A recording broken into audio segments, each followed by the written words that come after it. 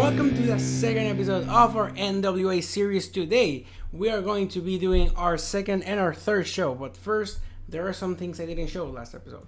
The first one was our size. So, as you can see, we have just 35 popularity on the Southeast and 30 on the Mid-Atlantic. Everything else is below 30. We are small, of course, and the next size is medium. We need 59 popularity in our home region of Southeast. That's kind of a problem because, as you can see, we have been doing, or we made our first episode, our first taping in the Mid-South. The studios are in the Mid-South, so I don't know why the Southeast is our home region and we are doing all the shows in the Mid-South. I don't have plans to change it right now because this studio is a cheap place to make our shows, but I want to be moving to the Southeast maybe in the near future, maybe after the anniversary. And the Mid-Atlantic has 30. We need 5 more popularity on the Mid-Atlantic, and we need 24 more popularity on the Southeast, which is going to be kind of hard. The second thing I didn't show was the titles. As you can see, I talked about that in the episode. Our national heavyweight champion is ARON Stevens. Our tag team champions are Eli Drake and James Storm. Our television championship is vacated. I don't know why in this database it appears like Siki Dice, who is our champion, is not on the company, but as you can see, he is in the company. So he made a tweet a couple of days ago saying that he is still the champion. He's not left the NWA. So I don't know why it appears here that it's vacant. I don't kind of need another championship. We don't have the great roster to be doing 3 titles, 3 men titles. So maybe I'm gonna keep the title vacant for the near future. The women's championship is held by Thunder Rosa, and of course that 10 pounds of gold is held by Nick Aldis. And the last thing I want to check, I haven't checked that, is how well did we do in the ratings. We didn't do so well. We had 7,000 viewers in our first show. Maybe we can be growing that as we get better storylines. There are 3 storylines I am thinking right now.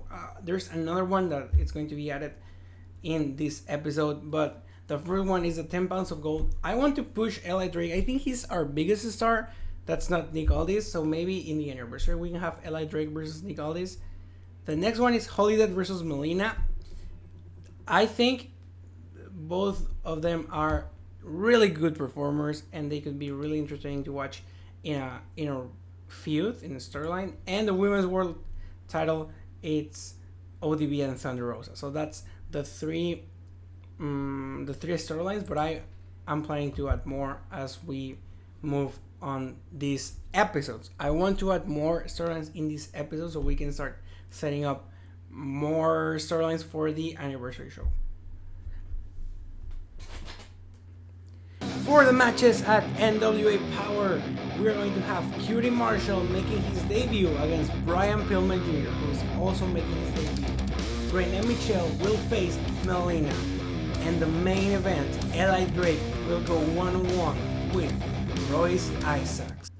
So for the first segment, we are showed a video recapping what happened last week, and then we're informed by Stu Burnett that James Storm was injured and now is on a nearby hospital to get treatment after the attack of Nick Aldis and Chris Mordetsky. So that's how we start the show. This is the state of James Storm. He's going to be out. Well, he's out injured, and he's not going to be here tonight. For the next segment, a really angry Eli Drake comes to the interview booth and tells Nick Aldis that he will pay for what the Strictly Business did to James Storm last week. He says that he is tired to see Aldis and company, acting like the kings of the NWA, and that it is time that he steps up and stops the Strictly Business. So that's a good way to set up the main event. LA Drake is pissed off for what they did to his partner, to his tag team partner, James Storm. Brian Pillman Jr. defeated QT in 10 minutes and 51 seconds by pinfall with a tornado DDT, both having normal performance. 39 for QT Marshall, 36 for Brian Pillman Jr. QT Marshall debuted his cocky gimmick, and he had an initial rating of adequate 33 segment rating. That's decent. Next, the match is over and QT Marshall is left down. Brian Pillman Jr. is celebrating, but then stops and sees his opponent still on the ground. He attacks and beats him into the canvas. So Brian Pillman Jr., I want him as one of our top heels. I know we have a lot of heels right now, but Brian Pillman Jr. could be a really good mid-card heel, and he starts by beating up QT Marshall in his debut. That's a really bad debut for QT Marshall. Next segment, Thunder Rosa gives an interview on ODB. She says that she's sad ODB is wasting her time on trying to do something she won't be able to. But she says that if after the beating she took last week, she still wants a title shot, she will get it as long as she defeats Melina next week. So next week, next episode of NWA Powerr, we're going to have Melina against ODB, and if ODB wins, she will get a title shot. So in the next match, Renee Michelle faced Melina, and Melina defeated Renee Michelle in 7 minutes and 10 seconds by pinfall. So Renee Michelle had a bad performance, 27. Melina had a really decent performance with 37. Renee Michelle debuted her old school face gimmick. It has gotten an initial rating of awful. That's not good to see. But in the next segment, Melina grabs a microphone and says there is no way ODB is going to win next week. But ODB comes out of the crowd and starts beating Melina up. Thunder Rosa doesn't even try to save her. So as you can see, Thunder Rosa didn't even try to save Melina, even though Melina is the one that is going to stop ODB for challenging the championship. So that's I put it to build Thunder Rosa as a heel. Like, she doesn't even try to save her partner. So in the main event, Eli Drake faced Royce Isaacs, and he defeated him in 14 minutes and 10 seconds following a botch interference by Nick Aldis. So Nick Aldis tried to distract Eli Drake, but he ended up costing Royce Isaacs the match. 40 segment rating, that's really cool. Eli Drake had an in-ring performance of 45, and Royce Isaacs had an in-ring performance of 30. The 10 pounds of gold storyline has advanced but lost Heat. That's not good to see.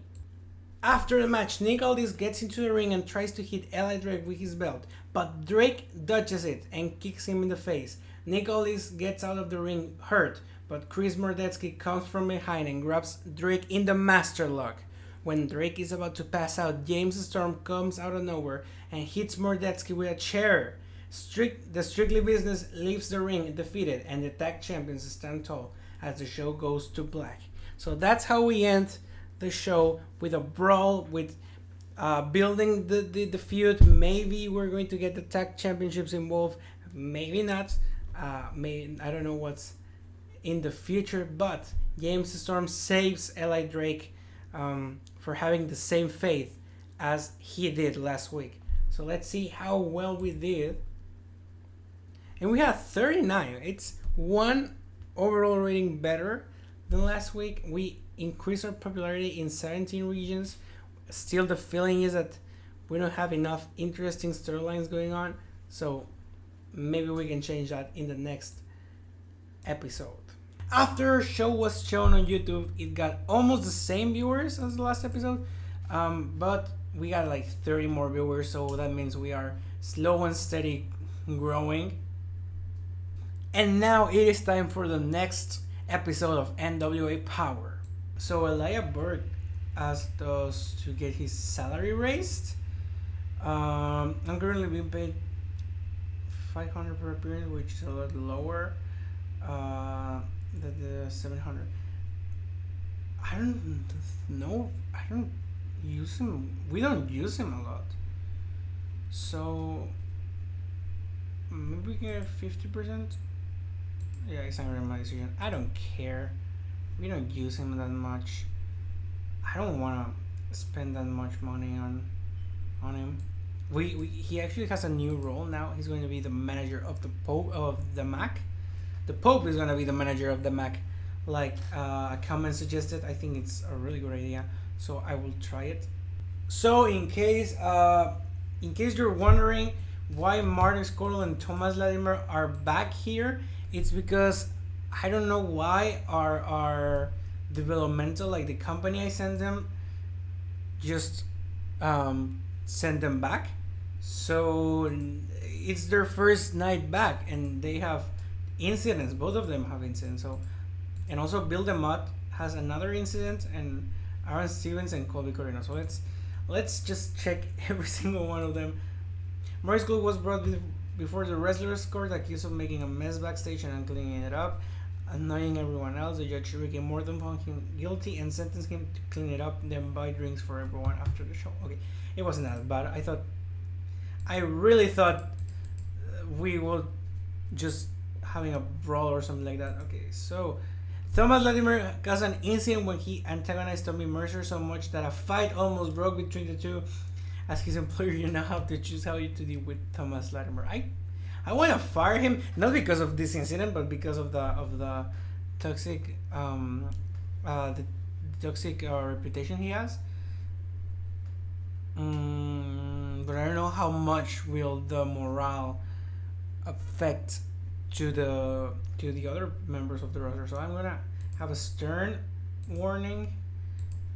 And now Aaron Stevens again. Aaron Stevens almost got into a fight with Colby Corino after he caused some damage to his rental car and refused to pay for it. As his employer, you now have to choose how to deal with Aaron Stevens. Again, stern warning. I think that's... And Bill DeMott caused an incident when he antagonized Elliot Drake so much a fight almost broke out between the two. I think this is not the first time he makes something like that happen. So I think I'm gonna give it a stern warning. Okay, so now everyone's unhappy at me. I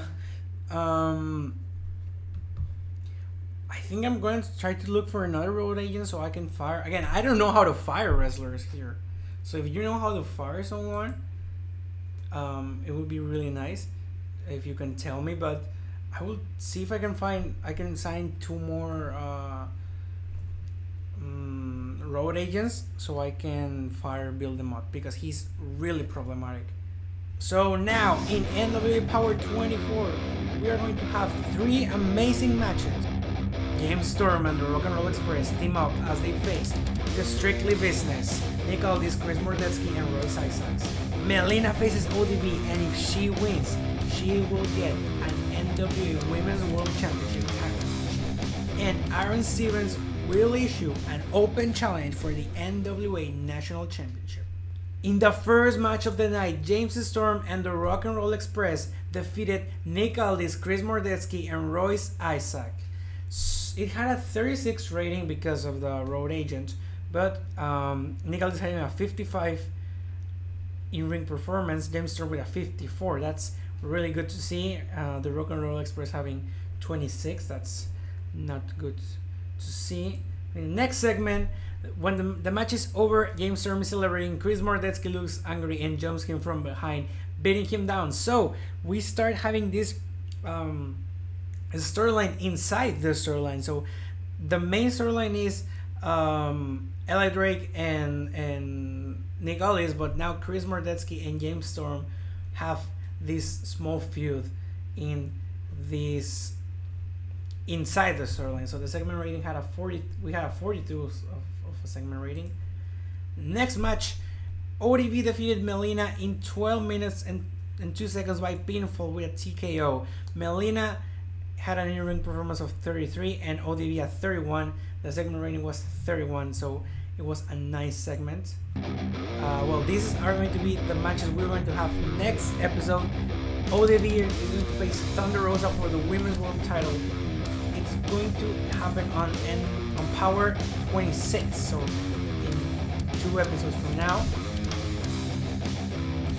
And next week, we're going to have Chris Mordetsky facing on James Storm. It's going to be an amazing match, so be sure to check out the next video.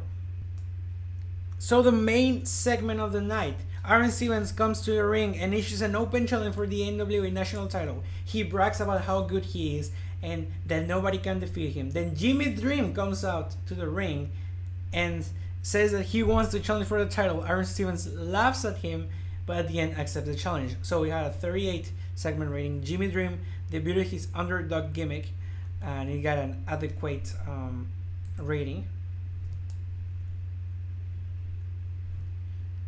So in the match, in 7 minutes and 7 seconds, Aaron Stevens defeated Jimmy Dream. So he retains the title. Jimmy Dream actually had an injury, so I hope it wasn't that. It isn't that bad. But Aaron Stevens having a 44 rating. That's good to see. Aaron Stevens gets a microphone and says that wasn't even a challenge. He demolished Jimmy Dream and now wants a real challenge. You want a real challenge is heard in the speakers, and out comes Heath. He says that he is a real challenge and that he wants the NWA National Championship. The champion doesn't say a thing. He just leaves the arena. The question mark was about to leave, but Heath grabs him and hits a DDT on him. With the champion with a shocked look on his face, we fade to black. So Heath, this is the last signing. It was a surprise. Heath is now on the NWA. He's going to challenge for the national title against Aaron Stevens. It's probably the feud I wanted the most to happen. I think Heath has a lot of potential to be an NWA main eventer, but let's start with this title. So that was the last segment. We had a 39. I hope we had a good show. Let's see. So we had a 32 actually. I think the ODB and Thunder Rosa hype was the thing that we struggled the most, but we increased our popularity actually. So I hope next episode is better. I hope NWA Powerr 25 could be better with Mordetsky and Storm having a match.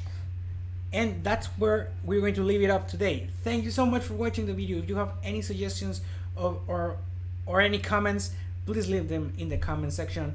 Thank you so much for hitting 50 views in our first video. That's really cool to see. So I will see you in the next episode. Thank you. Bye.